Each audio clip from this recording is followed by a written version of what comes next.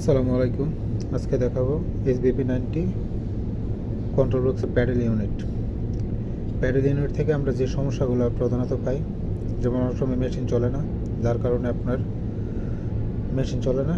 এটা মূলত হয় হচ্ছে জ্যাক যদি আপনার লুজ থাকে, জ্যাক যদি কন্ট্যাক্ট যদি লুজ থাকে, আবার ফিট উইটা থাকে, ফিট উইটাতে যদি টাইমিংয়ের সমস্যা থাকে, ফিট উইটা থেকে আমার নাইফ মারে না বা স্পিড কমে বাড়ে, এগুলো মূলত কারণ হচ্ছে প্যাডেল ইউনিট HVP-90 জন্য।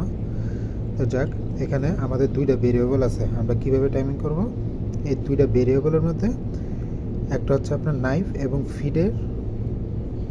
ফিট টাইমিংয়ের জন্য হচ্ছে এই ভেরিয়েবলটা। এখানে দুইটা ভেরিয়েবল আছে, দুইটা ভেরিয়েবলের মধ্যে এগুলার মান দেওয়া আছে UR2 UR1।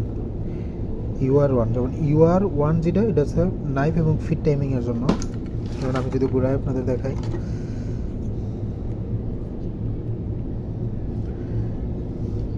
যেমন দেখেন এটা হচ্ছে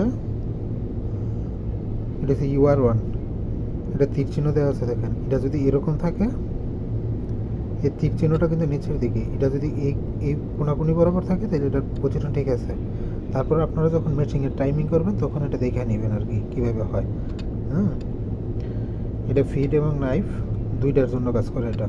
এই UR1 এবং UR2 যেটা পাশে যেটা আছে, পাশেটা হচ্ছে আপনি স্পিডের জন্য, স্পিড কমানো বাড়ানো, আপনার প্যাডেল থেকে কীভাবে স্পিড কমানো বাড়ানো যায় এটা এই ভেরিয়েবল থেকে আপনি বুঝতে পারবেন।